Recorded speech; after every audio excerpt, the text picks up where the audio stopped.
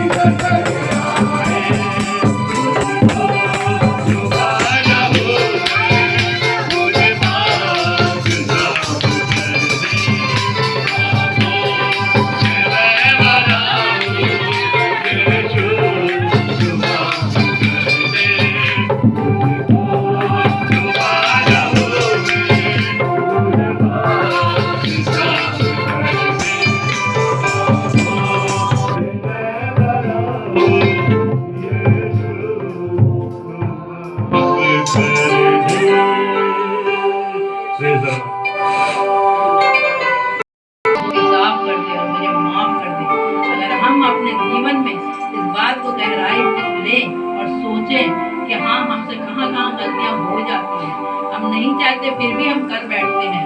तो परमेश्वर तो लेकिन पवित्र परमेश्वर है, हमारे दिल के कोने कोने को साफ पवित्र देखना चाहता है, तभी वो चाहता है कि वो उसके अंदर आए। और अगर हम चाहते हैं कि यीशु हमारे अंदर आए, तो हमें पहले अपने मन के वचन के द्वारा शुद्धता लानी है, तब हमारा प्रभु यीशु मसीह हमें राज करेगा, हमें काम करेगा और उसकी महिमा हमारे जीवन के द्वारा प्रकट होगी। सबसे बड़ी बात यह है कि हम खुद उसके साथ जाने योग्य होंगे, क्योंकि वचन को तो हम जब सुनाते हैं, बहुत जान लेते हैं, तो बहुत से लोग बच जाते हैं, लेकिन क्या हम खुद उस वचन पर चलते और मानते हैं, तभी हम जाएंगे। अब इस वचन के लिए हमारे बीच में जो होने जा रहा है बिशप जीएस गिलबर्ट के द्वारा, वो पास्टर प्रदीप मार्विन हुआ।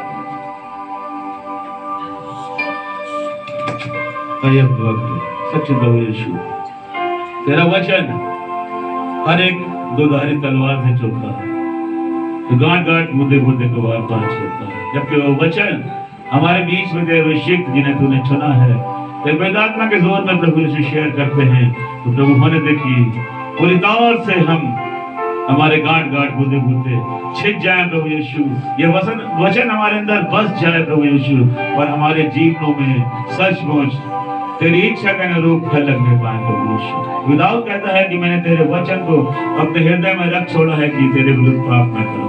उन्होंने प्रभु यीशु हम सब इन वचनों को अपने जीवन में बसा लें प्रभु यीशु, ताकि वो गुनाह वो पाप हमारे जीवन से ना हो, बल्कि प्रभु यीशु हम उस योग्यता को धारण करते जाएं जो सचमुच उस दिन काम आएगी, जब हम इस दुनिया से जाएंगे और तेरे सामने खड़े होने के योग बन सकेंगे।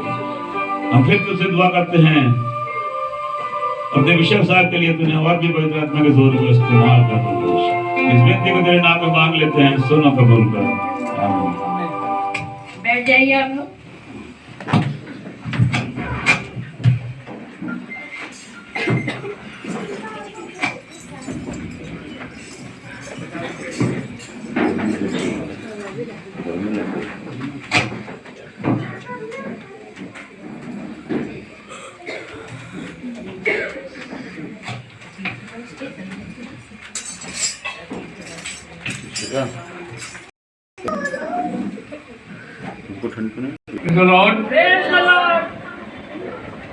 परमेश्वर का धन्यवाद हो, वो हम में बसता है, रहता है और बड़े बड़े काम करता है, बशर्ते कि हम ये पहचानें कि वो हमारे अंदर है, ये विश्वास करें, ये हम जाने कि वो हमारे घर में है, हमारे दिल में। इसकी तैयारी हमें करने की जरूरत है, उसको अपने हृदय में बसाने की जरूरत है। दुआ करेंगे। जीवते परमेश्वर की जयकार धन्यवाद करते हैं तेरे पिता। हम जानते हैं तेरे पिता तो अपने वादे के मुताबिक हमारे मध्य में उपस्थित हो जाता है। हम पुकारते हैं तो सुन लेता है और सुनकर जवाब देता है। पिता,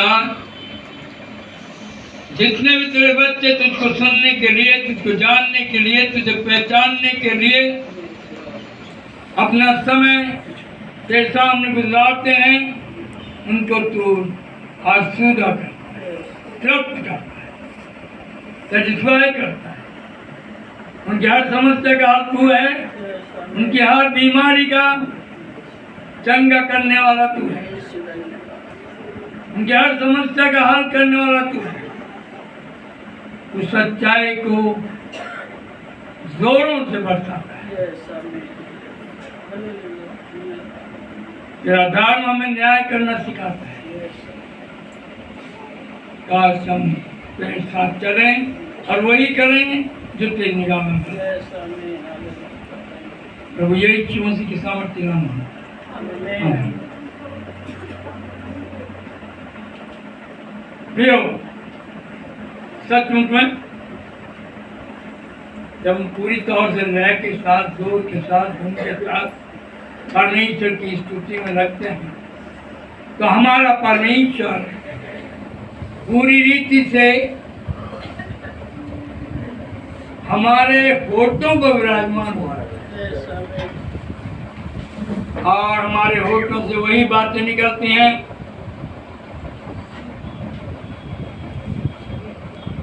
जिनसे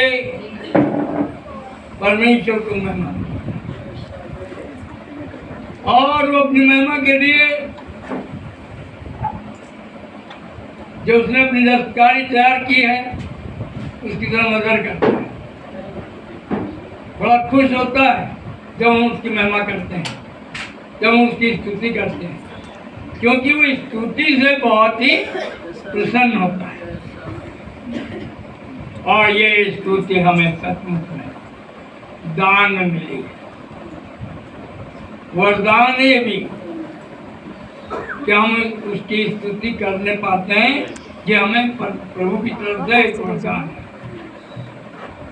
और वो चाहता है कि हम पूरी रीति से उसको पहचान लें, जान लें, क्योंकि वो क्या करता है। हम देखेंगे भजन संहिता 34 साढ़े वो और उसकी 15। यहोवा की आंखें धर्मियों पर लगी रहती हैं। धर्मियों पर इस पर लगी रहती है, धर्मियों पर लगी धर्मियों पर लगी रहती है। Praise the Lord. यहोवा की आंखें धर्मियों पर लगी रहती है। कब? जब वो स्तुति करते हैं, जब वो उसके बड़े नाम का प्रचार करते हैं, जब वो उसकी महिमा के लिए बड़े बड़े काम करते हैं, जब वो धुन के साथ में प्रभु से बातचीत करते हैं। हमारे परमेश्वर की आंखें कहाँ लगी है? धर्मियों पर। लेकिन मैं आज आपको बता रहा हूं, धर्मियों पर ही नहीं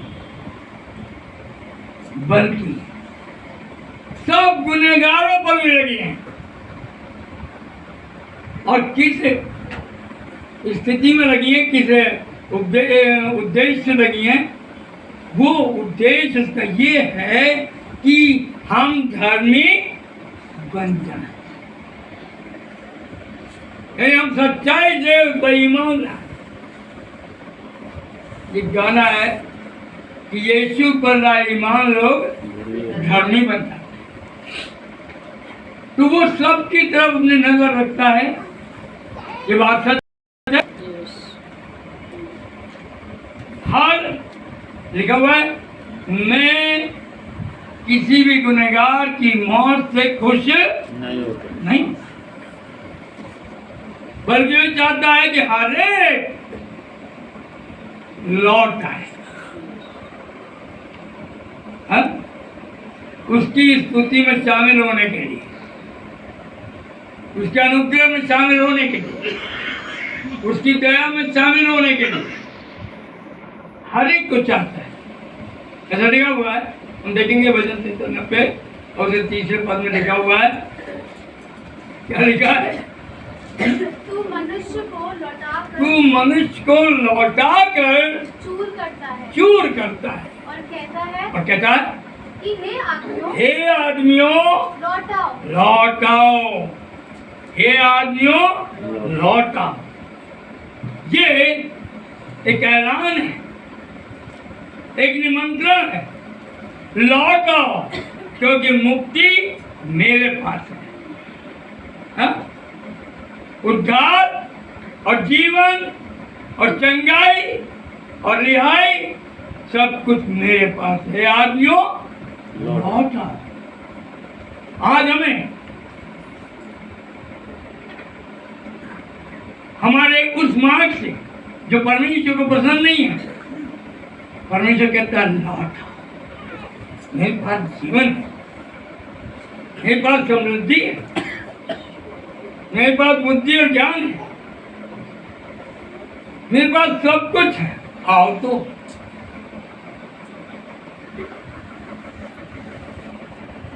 और हम इस बात को देखते हैं कि कैसे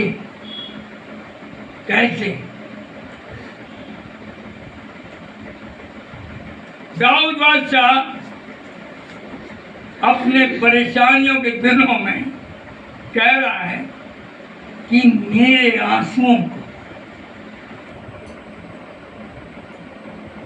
आंसुओं को क्या कर, अपनी कुप्पी में रख।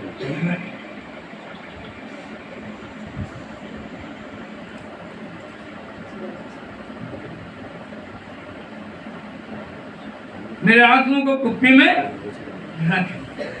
क्यों? क्योंकि ये आंसू जो है बड़े कीमती हैं।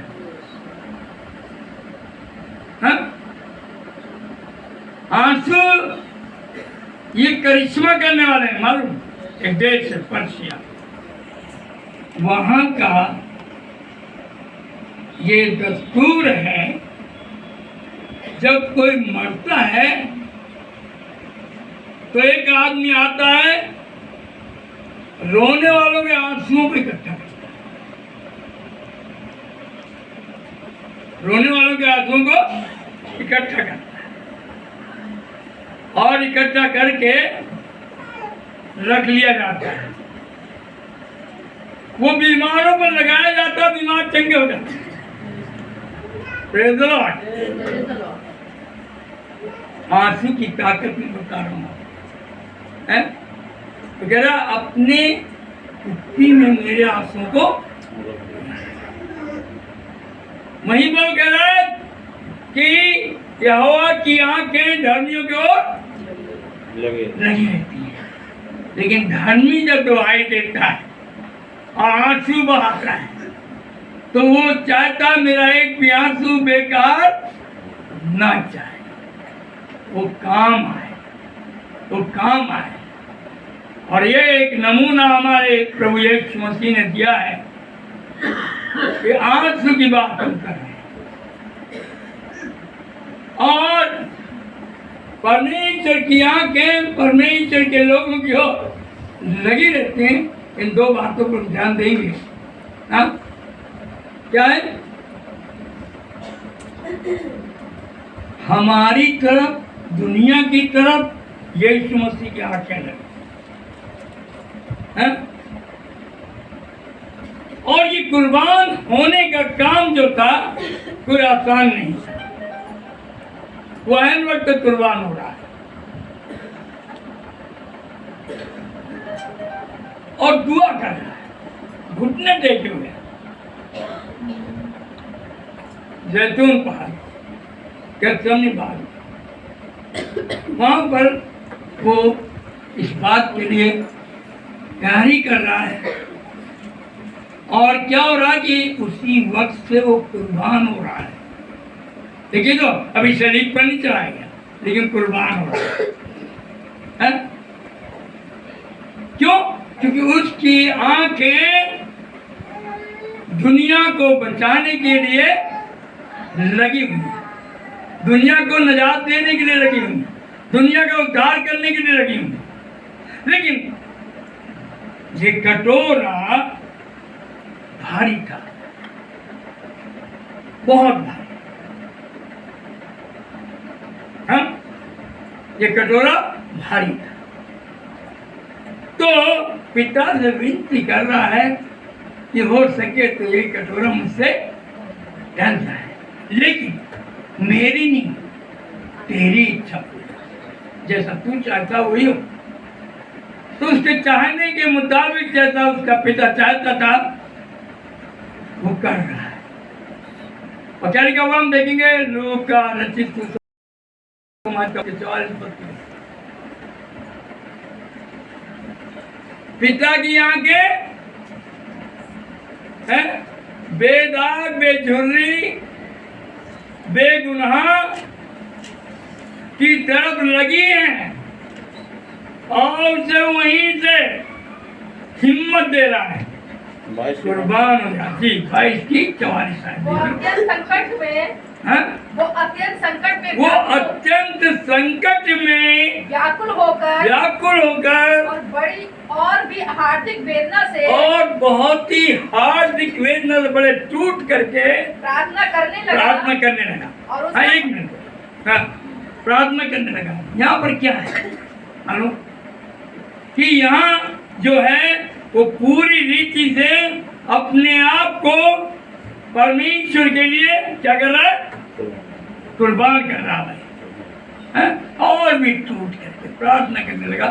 हाँ, और उसका पसीना मानो लहू की बड़ी बड़ी बूंदों के समान भूमि पर गिर रहा था। ये है कि उसकी दृष्टि दुनिया पर लगी हुई है, गुनहगारों की तरफ लगी हुई है। वो गुनहगारों को चाहता है हर एक के गुनाह मिट जाए, जिसका कोई छुटकारा नहीं था, कोई किसी तरह से उसका उद्धार कर नहीं पाया था। वो उद्धार देने के लिए उसकी आंखें हमारी तरफ लगी थी, हमारी तरफ लगी थी। और उसका पसीना क्या बन रहा है, लहू की बड़ी बड़ी। क्या बात, यह है कुर्बानी।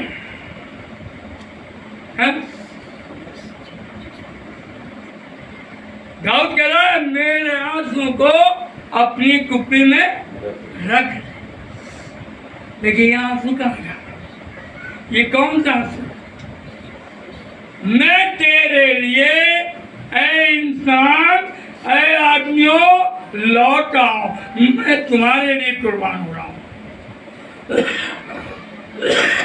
आज हम बड़े चाव से पाकिस्तान में शरीक होते हैं, प्रभु यीशु मसीह के बदन में शरीक होते हैं, प्रभु यीशु मसीह के लहू में शरीक होते हैं।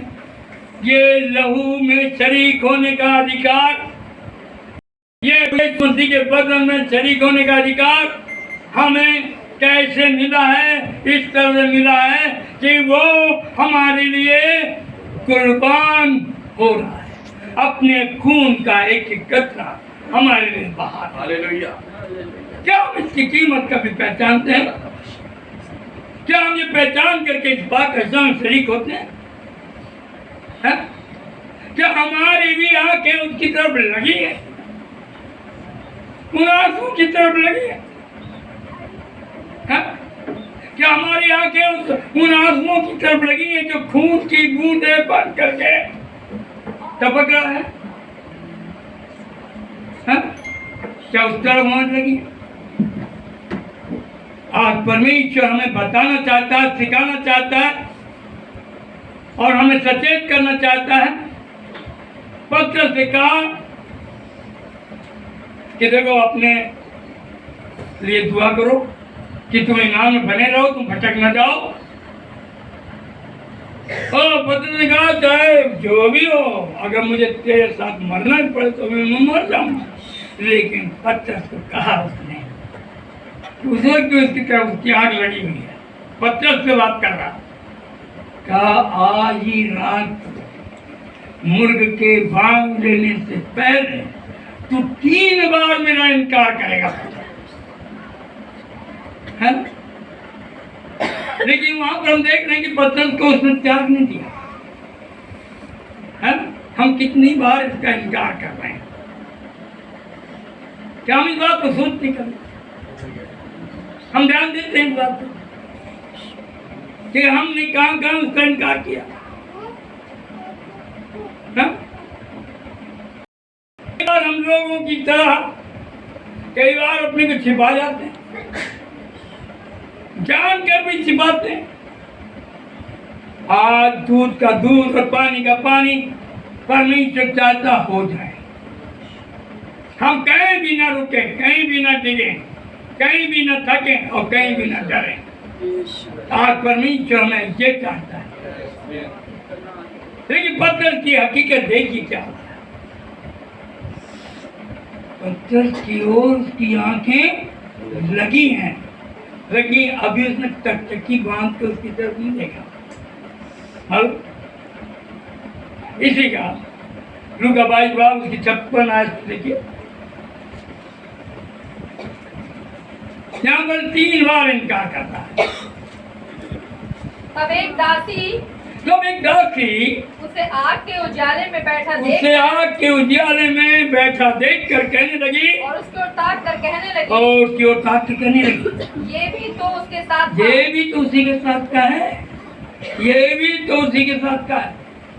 आज मैं भी उसी के साथ का हूँ। क्या मैं उसका इनकार कर रहा हूँ अपने कामों से,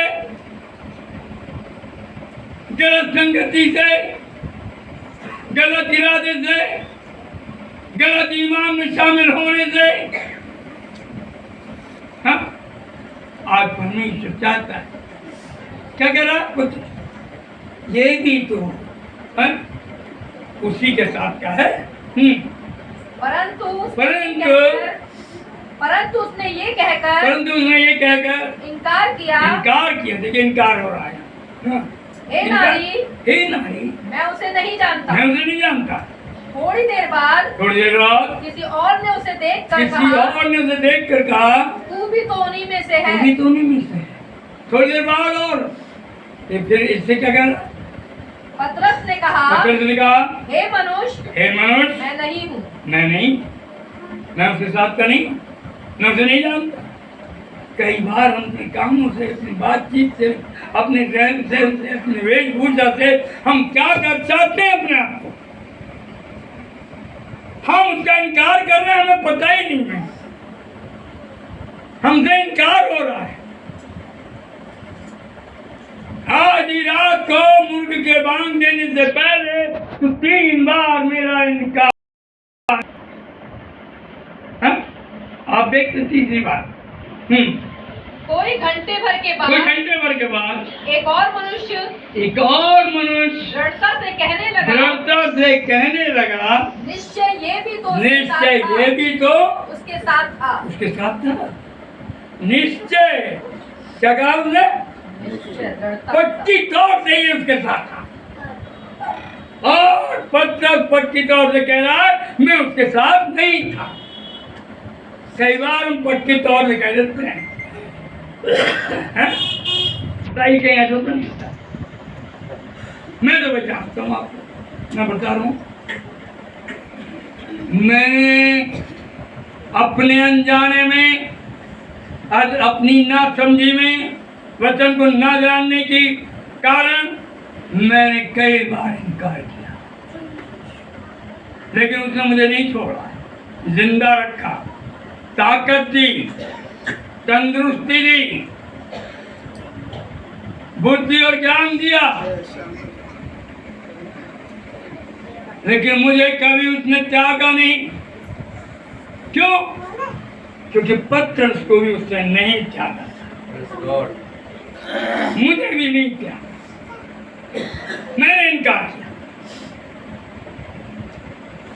और मुझे पछतावा होता कई बार।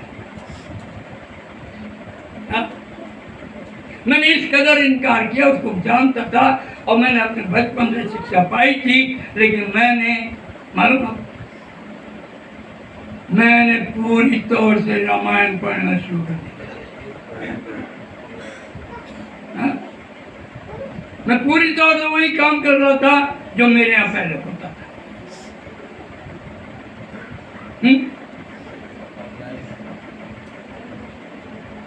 बहुत काम जो परमेश्वर को पसंद नहीं थे वो मेरे द्वारा हो गए।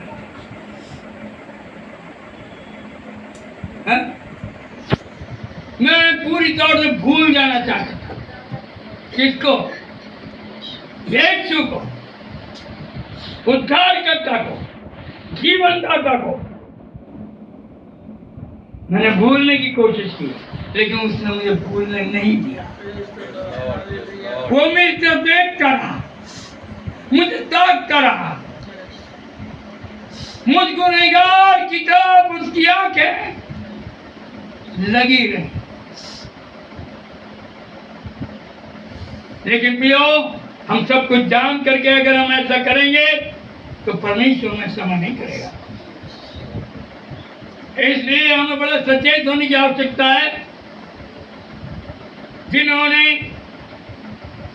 प्रभु यीशु मसीह की मौत में शरीक होने का बपतिस्मा लिया है और पवित्र आत्मा के सहभागी हो गए हैं, उनको सचेत होकर कदम बढ़ाने की आवश्यकता है। वो कहीं भी किसी भी तरह चाहे उनको जान देनी पड़ जाए, यीशु का इनकार न करें। आज हमें इस बात की बुनियाद डालने की जरूरत है। पत्रस भी जब प्यार की नजर से यीशु ने उसकी तरफ देखा, दया भरी दृष्टि उस पर पड़ी, तो क्या हुआ? तीसरी बार इनकार कर रहा। चलेगा? पतरस ने कहा वो कह ही रहा था कि तुरंत मुर्ग ने बात कहा, हे मनुष्य मैं नहीं जानता कि मैं नहीं जानता कि तू क्या कहता है। वो कह ही रहा था कि तुरंत मुर्ग ने बांध दी। तुरंत मुर्ग ने बांध दी। सब याद दिला दिया हाँ? हमारे जीवन में परमेश्वर हमें बहुत सारी चीजें याद दिलाता है। मैंने तुझे वहाँ बचाया, मैंने तुझे वहाँ छुड़ाया, मैंने तेरे लिए ये किया, मैंने तेरे लिए अपने आप को बलिदान किया है, मैंने तेरे लिए अपने आप को कुर्बान किया है, अपने खून का एक एक कतरा बहा दिया है। तू मेरा इनकार क्यों करता है? क्या किया? तब प्रभु ने घूमकर पतरस की ओर देखा और पतरस को प्रभु की वो बात याद आई जो उसने कही थी। आज मूर्ख के बांध देने से पहले तू 3 बार मेरा इनकार करेगा। यहाँ देखिए क्या हो रहा है। और वो बाहर निकल कर फूट कर रोया। क्या आज हम अपने किए को पछताते हैं इस तरह? क्या हम फूट कर कभी रोए? मैं आपको बता रहा हूँ,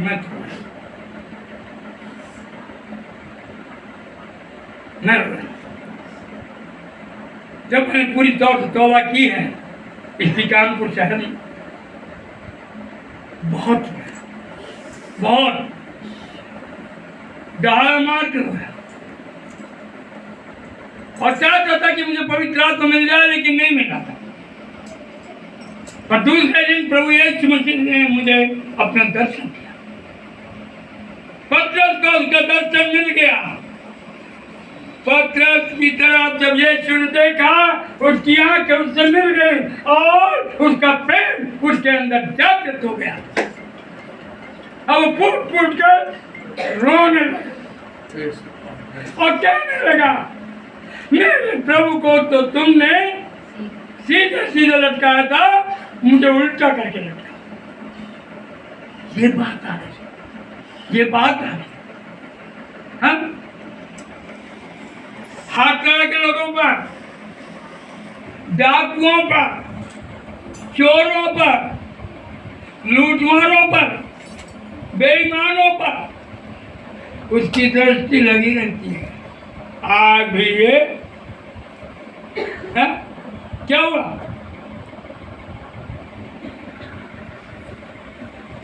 कि परमेश्वर ने यानी शरीर पर चढ़े उन्हें दृष्टि लगाई।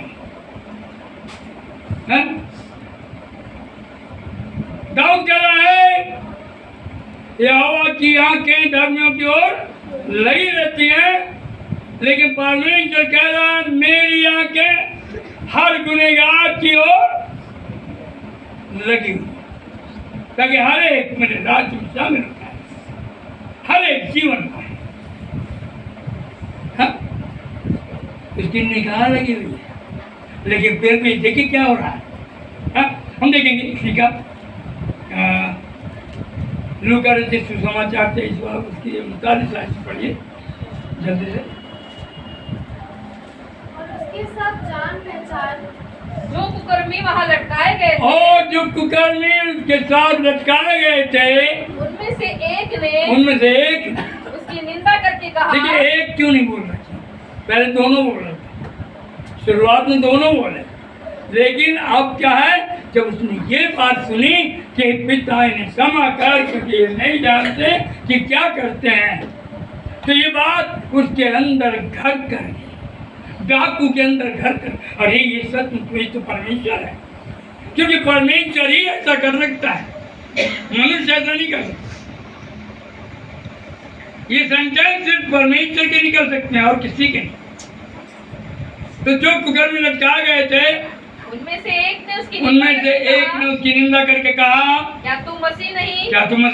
तो फिर अपने आप को और हमें बचा ले। इस पर दूसरे ने उसे उसको डांट कर कहा, देखिए कितना असर हुआ। सलीब पर चढ़े क्योंकि यीशु मसीह की निगाह उसके ईमान पर टिक गई थी, उसकी दृष्टि उस डाकू पर लगी हुई थी। हाँ, और सब एक प्रचार करवा दिया। क्या प्रचार कर रहा है? इस पर दूसरे ने उसे डांट कर कहा, हाँ, इस पर दूसरे ने उसको डांट कर कहा, क्या तू परमेश्वर से भी नहीं डरता? अरे ये जो हमारे साथ में क्रूस पर टंगा हुआ है, ये कौन है? परमेश्वर है, उद्धार करता है, जीवन दाता है, पापों की क्षमा करने वाला है। तू भी तो वही दंड पा रहा है और हमको न्यायानुसार सही दंड पा रहे हैं, क्योंकि हम अपने कामों का ठीक फल पा रहे हैं। पर इसने कोई गुनाह उचित काम नहीं किया। सूबेदार सुन करके दंग रह गया, जो वो वहाँ पर उसकी पूरी देख रेख में था। उसने सोचा हुआ देखो डाकू भी है, ये ऐलान कर रहा है कि ये परमेश्वर है, और उसने बाद में कह ही दिया सचमुच ये परमेश्वर का पुत्र है। फिर आप देखिए उसकी दृष्टि इस पर लगी हुई है, डाकू पर लगी है। हर तरह के चाहे हमारे कोई भी गुनाह क्यों ना हो, हमें क्षमा करना चाहता है प्रभु यीशु मसीह, उसकी दृष्टि हम पर लगी हुई है। हाँ, उसने कहा, हाँ? तब उसने कहा, हे यीशु, जब तू अपने राज्य में आए तो मेरी स्तुति लेना। जब तू राज्य में आए, हे प्रभु मुझको गुनहगार पर दया करना। लेकिन नहीं, हमारा यीशु मसीह तुरंत हम पर निगाह करता है, तुरंत हमारा निवारण करता है। हमारी कोई समस्या क्यों ना, वो तुरंत हल करता है। जब तू अपने राज्य में है तो मुझे भी याद करना है। यीशु ने क्या कहा? उसने उससे कहा, मैं तुझसे सच कहता हूँ कि आज ही तू मेरे साथ स्वर्गलोक में होगा।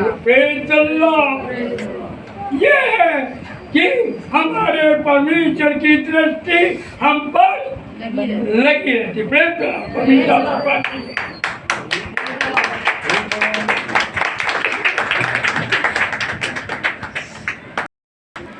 हाँ, दुआ करेंगे।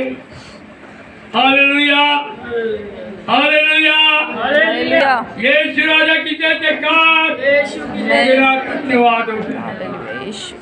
तू हमारी सुनता है और हम पर दया करता है। सारे सुनने वालों को बड़ी आशीष दे और तेरा वचन ये बेकार न जाने। हर एक के दिलों में, घरों में ये वचन राज्य करे। हर एक बीमार को ये वचन उतरे चंगा हो जाए। हर एक की कोई समस्या क्यों ना वो हल हो जाए। यीशु मसीह के सामर्थ्य नाम मांगता हूँ, आमीन।